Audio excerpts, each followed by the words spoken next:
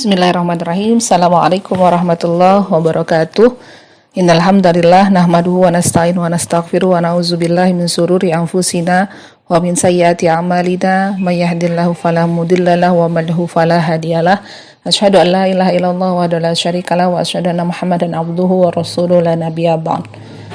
Qala ta'ala fi kitabil karim, a'udzubillahi minasyaitonir rajim. Bismillahirrahmanirrahim. Wa waritha Sulaimanu Daud wa qala ya ayuhan nas ulimna mantiqat tayr wa utina min kulli syai'in inna hadza lahuwal fadlul mubin. Shadaqallahul azim. Segala puja dan puji bagi Allah, di siang hari ini kita bisa sama-sama bertemu insyaallah dalam majelis ini ya. Salam dan salam kepada Rasulullah Muhammad. Allahumma shalli ala sayyidina Muhammad wa ala ali Muhammad. Berikutnya teman-teman, yang ketiga adalah ini hal sederhana tapi dampaknya luar biasa. Bagaimana sih kita memiliki anak yang siap mewarisi keimanan kita? Yang ketiga ini adalah berdoa dalam mihrab. Ya, kenapa mihrab saya ambil? Karena memang kita perempuan itu harus punya mihrab. Ya. Ada masjid, ada musola, ada mihrab. Nah itu ada 3 ya. Nah, kalau mungkin para ikhwan itu atau para bapak-bapaknya itu ke masjid, ke musola, maka kita para ibu itu ada di dalam mihrab. Kenapa di dalam mihrab? Karena memang Allah sudah menyebutkan bahwa salah satu tempat yang tidak akan ditolak doanya, isi doanya itu adalah ketika kita berdoa di dalam mihrab. Seperti apa? Bagaimana membuat mihrab kita? Mudah saja teman-teman, siapkan saja satu tempat secara khusus ya, satu sejadah mungkin di pojokan rumah kita gitu ya, atau di tempat yang nyaman untuk kita, yang memang sejadah itu, tempat sholat itu tidak digunakan untuk aktivitas lainnya gitu, selain memang untuk aktivitas ibadah. Jadi kita sholat di sana, zikir di sana gitu, baca tilawah Quran di sana gitu. Tapi jangan sampai buka HP di sana. Nah, kalau sudah pakai buka HP di sana, berarti tempat itu bukan lagi jadi mihrab gitu, karena sudah tercampur dia dengan aktivitas-aktivitas di luar aktivitas peribadatan gitu ya. Jadi buat deh di rumah gitu ya, di pojokan di mana gitu ya, di tempat yang nyaman gitu. Satu sejadah saja, tapi itu khusus memang tempat sholat kita, tempat sholatnya para ibu. Supaya apa? Khusyuk kita berdoa di dalam mihrab. Nah, kenapa? Karena memang nggak ada yang bisa menolak takdir itu kecuali doa. Nggak ada yang bisa menambah usia kecuali dengan kebaikan. Nah itu yang hadisnya ya. Sungguh seorang itu betul-betul terhalang dari rezeki karena dosa yang dia kerjakan. Nah kalau kita lihat memang nggak cukup memang doa itu harus disanding dengan harapan, tapi doa itu disanding dengan harapan, tapi juga harus dibuktikan juga dengan ikhtiar. Jadi nggak cukup doa itu disanding dengan harapan, dia juga harus dibuktikan dengan ikhtiar. Makanya kan ada 4 hal kan yang Allah tetapkan itu kan, ketika anak kita yang masih di dalam kandungan itu dan kita manusia masih di dalam kandungan, ada rezeki, ada ajal, ada amal perbuatan, ada bahagia, ada sengsara kan, 4 hal itu. Nah dari 4 hal itu kan ada 2 yang sudah menjadi qadarnya Allah, yang nggak bisa diganggu gugat. Apa itu? Rezeki, ajal. Itu udah nggak bisa ditawar-tawar gitu. Rezekinya seberapa? Kalau memang sudah rezekinya habis ya sudah Allah wafatkan karena jatah rezekinya habis. Ajal pun begitu, nggak bisa dimajukan atau dimundurkan. Tapi ada yang namanya takdir. Takdir itu apa? Jadi ketentuan Allah yang masih mungkin diubah dengan ikhtiarnya manusia. Nah gitu ya takdir itu. Apa di sana? Ada amal perbuatan dan ada bahagia atau sengsara. Itu semua pilihan kita. Kita mau amal kita mau banyak atau sedikit itu ikhtiar kita. Anak mau bahagia atau sengsara itu bagian dari ikhtiar kita ya. Maka kemudian kita jemput takdir terbaik dalam proses pewarisan keimanan kepada anak ini dengan sebaik-baiknya ya, dengan ikhtiar semaksimalnya, dengan kesungguhan yang luar biasa gitu. Jangan kita menjemput rezeki kita yang ini, kita kadang-kadang kebalik nih gitu. Kita jemput rezeki, padahal rezeki itu sudah Allah tetapkan. Kita jemput rezeki itu setengah mati gitu, pagi, siang, sore, malam. Bahkan kita tinggalkan anak demi rezeki yang kita sebutkan tadi, harta tadi gitu. Tapi kita lupa bahwa ada amal kita yang mungkin amal perbuatan kita yang itu bagian dari justru yang harus kita ikhtiarkan. Nah, punya anak salih, punya anak yang mau mewarisi keimanan, itu bagian juga ikhtiar yang memang betul-betul harus ditunaikan dengan kesungguhan, harus kita buktikan dengan ikhtiar. Apakah anak nanti bahagia, sengsara, itu pun juga harus kita ikhtiarkan, gitu ya. Jadi jangan ketukar-tukar deh. Nah, yang keempat tadi saya sebutkan itu adalah bekal ilmu.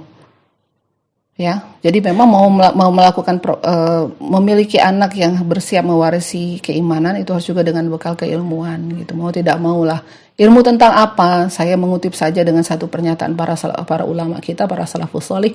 Kamu boleh nggak tahu semua ilmu di muka bumi ini, tapi satu ilmu yang kamu harus wajib tahu. Ilmu apa itu? Ilmu ma'rifatullah.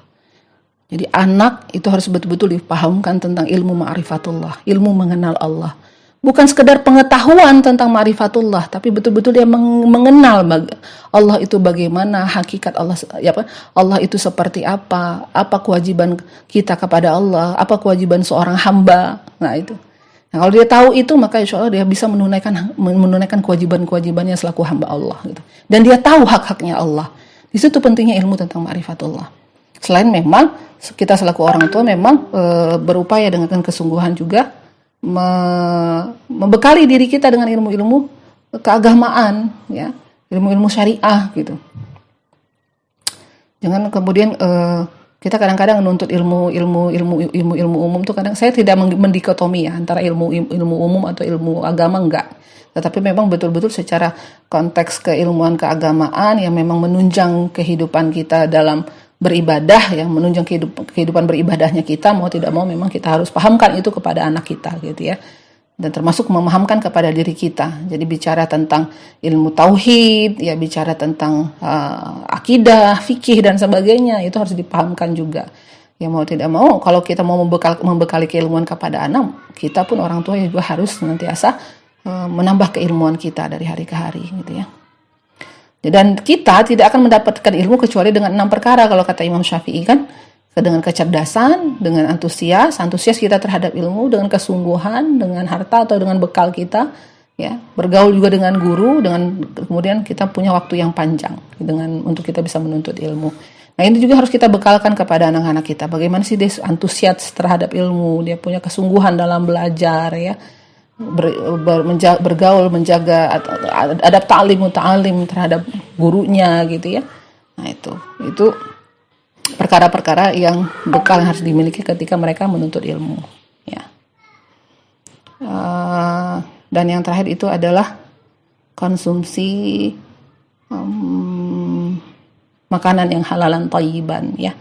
Ini juga menjadi kunci utama untuk kita bisa mewariskan keimanan. Kenapa? Jadi jangan sampai terhalang pewarisan iman itu akibat masuknya makanan-makanan haram ke dalam darah anak-anak kita. Jadi makanan yang haram itu kemudian mengalir menjadi darah, membentuk dia menjadi nauzubillah ya, masuk ke dalam otaknya, masuk ke dalam hatinya gitu. Sehingga kemudian menyebabkan terhalangnya anak-anak melakukan proses, menyiapkan dirinya untuk melakukan proses pewarisan iman itu. Dan auzubillah min zalik. Jadi pastikan betul bicara tentang konsumsi ini, konsumsi mata, konsumsi telinga, konsumsi mulut, konsumsi hati anak kita itu terjaga. Jadi bukan cuma konsumsi makanan, konsumsi mata anak terjaga. Konsumsi telinga anak terjaga. Konsumsi mata anak terjaga dengan cara apa? Yaitu memastikan anak tidak menonton hal-hal yang memang merusak dirinya gitu ya. Konsumsi telinga anak terjaga, memastikan memang anak dan kita lebih banyak mendengar tilawah kita sendiri dibandingkan dengan mendengarkan yang nggak penting. Jangan sampai kemudian jadi ibu lebih banyak nonton drama Korea dari tilawah Qur'annya, itu nauzubillah. Itu konsumsi, dan konsumsi kita orang tua itu yang bisa menghalangi pewarisan nilai-nilai iman kepada anak tadi gitu ya. Jadi anak pun gagal kita warisi akibat konsumsi orang tua yang salah gitu ya. Walau misal itu yang harus kita jaga di dalam diri kita untuk kita bisa membekali keimanan. Sedikit saya tambahkan tadi di poin terakhir tentang konsumsi ya. Jadi ini juga sebenarnya berkaitan dengan ranah keteladanan ya. Bagaimana memang keimanan yang dimiliki oleh orang tua itu bisa melahirkan keteladanan bagi anak-anak kita gitu. Kenapa saya masuknya di wilayah ranah konsumsi? Karena memang ranah keteladanan itu bermula dari ranah konsumsi matanya anak gitu ya. Dan bahasa sederhananya adalah kalau kita memang anak untuk ingin mewarisi, bersiap melakukan proses pewarisan dengan kesungguhan, maka yang harus kita perlihatkan kepada anak itu adalah juga proses kesungguhan orang tua dalam memperbaiki dan menata keimanannya gitu di dalam rumah gitu. Jadi Kita kadang-kadang bisa berhasil menghadapi masyarakat di luar, berhasil membina orang di luar, tapi kadang-kadang misalnya sebagian besar kita ada juga yang gagal gitu ketika melakukan proses pewarisan nilai kepada anak. Sampai kemudian ada istilah ada anak biologis tapi tidak menjadi anak ideologis.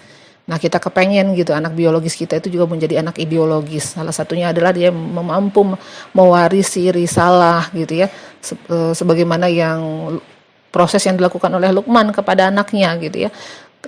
Ketika Luqman menyerukan kepada anaknya untuk senantiasa bertauhid, ketika Luqman menyerukan kepada anaknya untuk senantiasa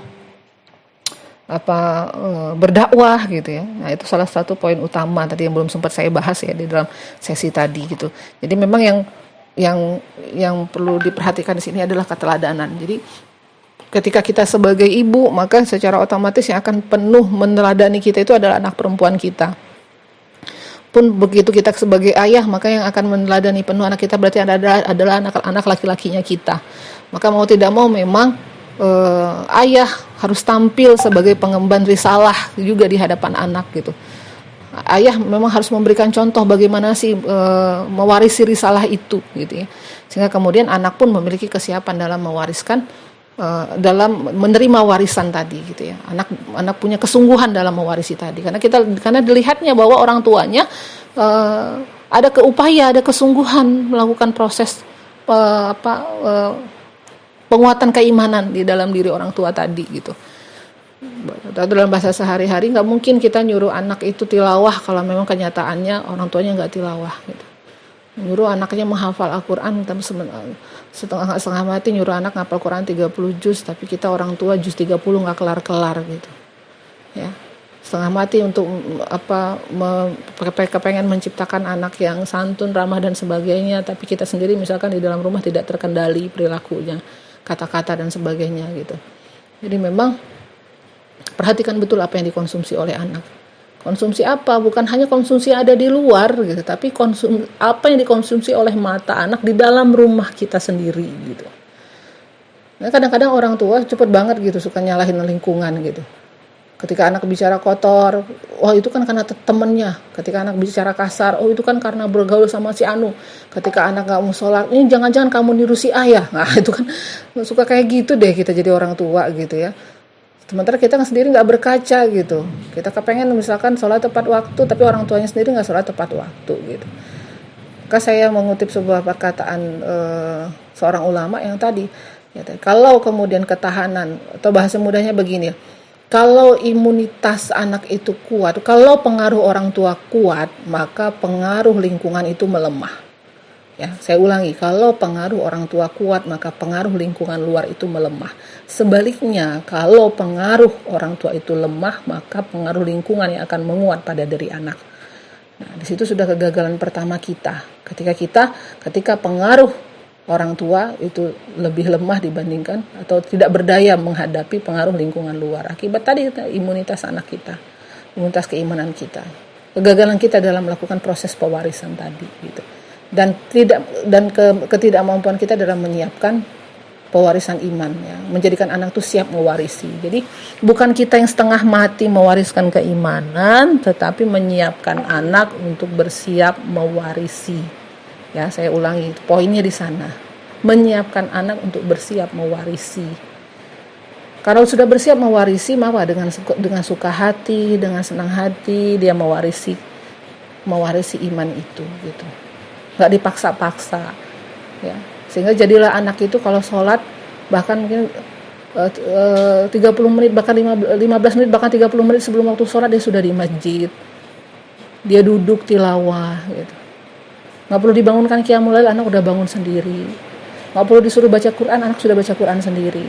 Nggak perlu suruh bantu ibunya, anak sudah membantu sendiri karena dia tahu apa ada amal solih di sana.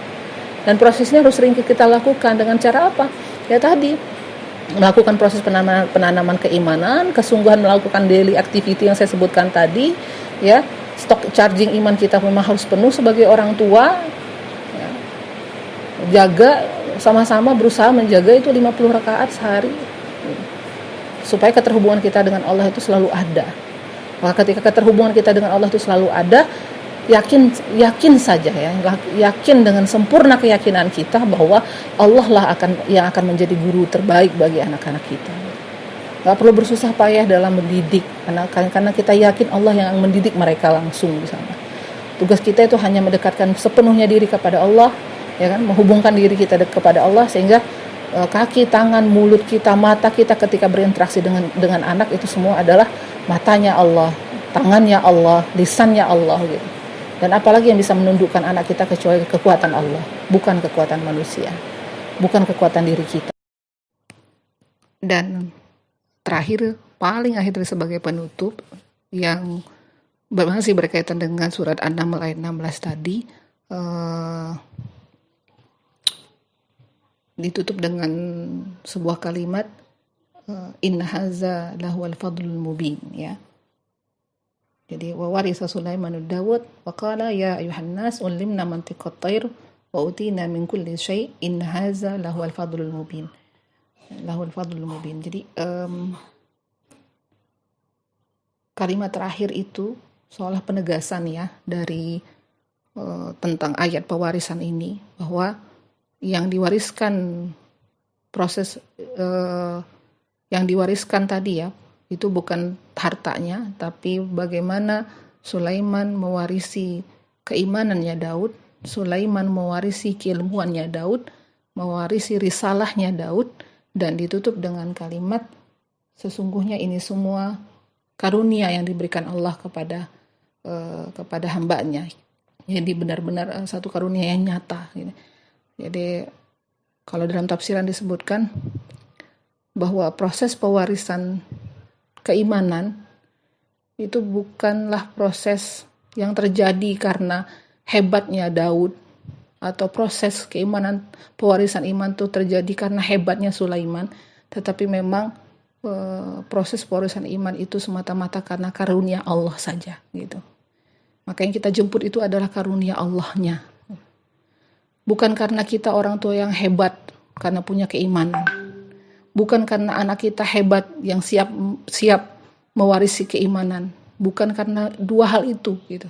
Tetapi Allah tutup dengan kalimat dalam Quran ini dengan proses pewarisan iman itu adalah karena karunia Allah, ya. Sekali lagi, karena karunia Allah. Maka yang kita harus jemput itu adalah maksimalkan ikhtiar jemput karunia Allah ini, dengan harapan Allah memberikan kesempatan kepada kita orang tua untuk membekali keimanan dan memberikan keteguhan pada hati anak-anak kita untuk mewarisi keimanan. Jika ada yang kurang, nanti kita bisa lebih eksplorasi lagi di sesi tanya jawab, oke? Saya akhiri dulu sementara. Assalamualaikum warahmatullahi wabarakatuh.